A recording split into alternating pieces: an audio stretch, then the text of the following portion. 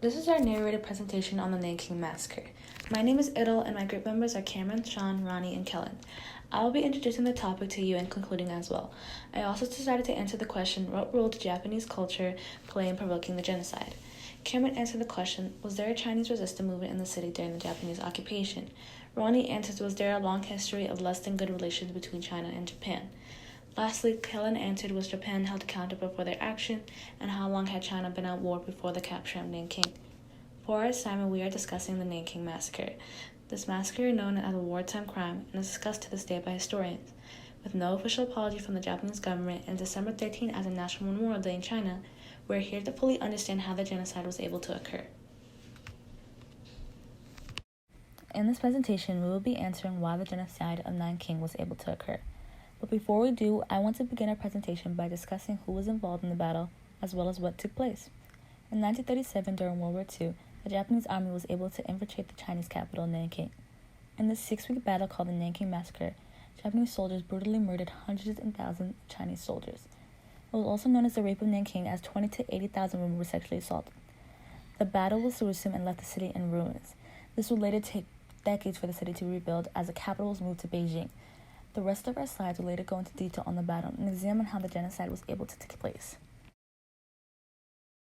The first question we will be answering is, how long had Japan and China been at war before the capture of Nanking? So how long had they been at war? The Japanese invaded China on September 1931, and the rape of Nanking happened in December 1937. So it took approximately 6 years for the Japanese to enter Nanking. However, all this violence ended until 1945.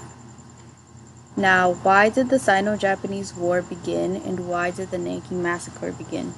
The Sino-Japanese War began due to China fighting back so that Japan would not expand onto their land. The Nanking Massacre occurred as a result of Chinese's resistance. Japan became enraged with Chinese resistance, so they sought vengeance.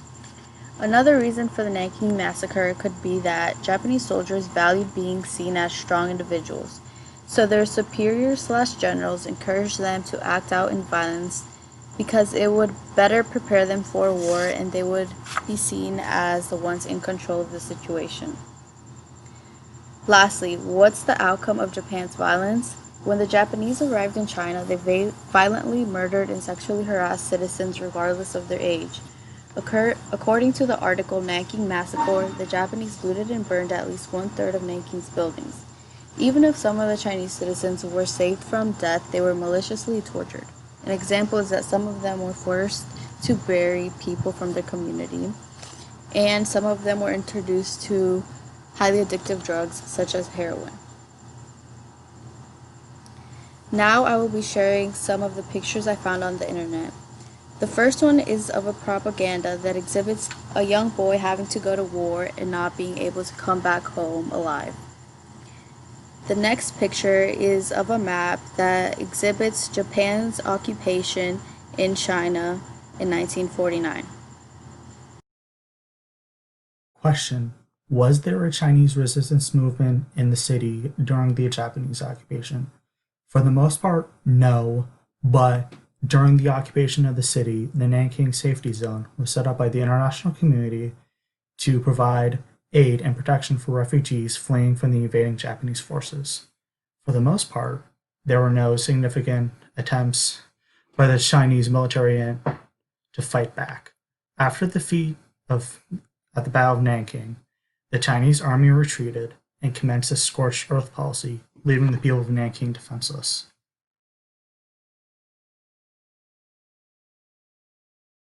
What role did foreigners play?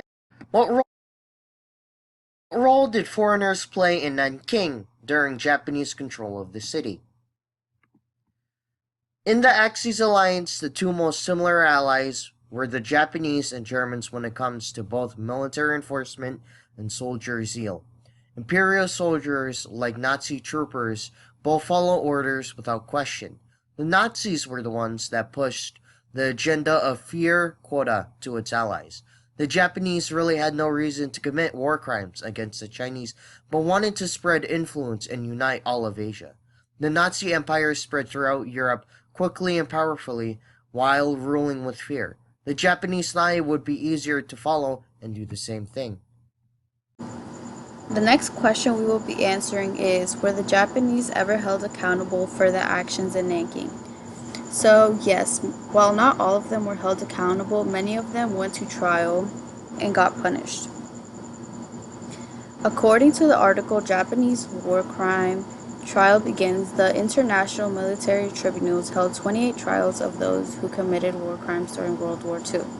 25 out of those 28 were found guilty. According to Greenhaven Press, Hideki Tojo, Japanese general, Tani Hisao, Japanese lieutenant, and Iwin Matsusai, organizer of the Nanking Massacre, were all found guilty of war crimes and sentenced to death in the late 1940s. In total, about 5,000 people were tried in court, and only 900 of them faced execution. While many faced punishments, the Emperor Hirohito didn't face any punishment.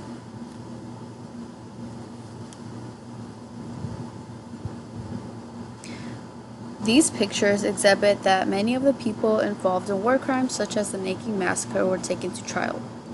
The first picture shows some of the individuals taken to trial for war crimes.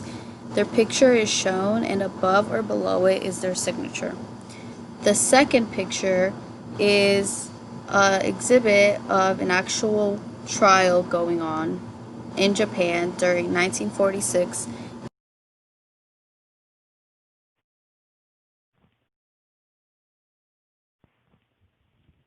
The fifth question we have today is, was there a long history of less than good relations between China and Japan?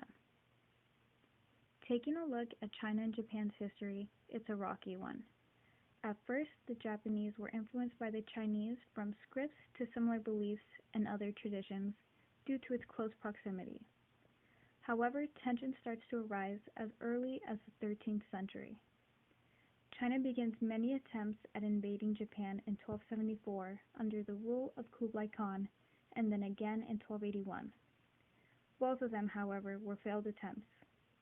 A few centuries later, the Japanese and Chinese go to war over Korea in 1894, continuing hundreds of years of tension, initiating the First Sino-Japanese War.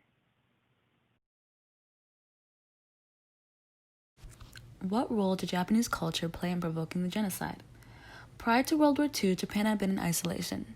This seclusion led to a boosting economy and strong cultural connection that could not be changed due to outside interference. So when Japan came out of isolation, they felt they wanted to be at top along with other powerful world leaders. This would later lead them to adopt Western ideologies, like militarism and imperialism. They felt that the only way to get on top was conquering other nations, which led them to become an imperialist nation. As well as imperialism, Japan's quick advancement towards militarism led to a weaker, disciplined army. This would include soldiers that had ties to nationalistic groups and inhumane training that led to the recruits to have aggressive tendencies. This would lead to the Battle of Nanking, which was led by Japanese troops that had little training, aggressive recruits, as well as poor planning for the battle. This would then contribute to the atrocities that later take place in Nanking. The picture shown here can show the change in culture after isolation. In the picture on the left, while Japan was still in isolation, you can see that the empire was still apparent, as well as having strong cultural ties. While on the right, isolation was over and Japan soon would begin joining bloody battles. And lastly, to wrap up our presentation, I'm going to provide our final thoughts about the Nanking Massacre. We were able to provide detailed evidence as well as background information on Japan that led to the genocide that happened in Nanking. Some contributing factors were change in culture, imperialism, past relations with the two countries, and militarism. These factors were an important part on how the atrocity was able to occur in Nanking. Japan and China had been at war for 6 years now before the genocide that happened in Nanking. Japan wanted to invade China to spread their influence around Asia, thinking they would be more powerful if they conquered more nations. The battle lasted 6 weeks as hundreds of thousands of Chinese soldiers died, as well as almost 100,000 women were sexually assaulted.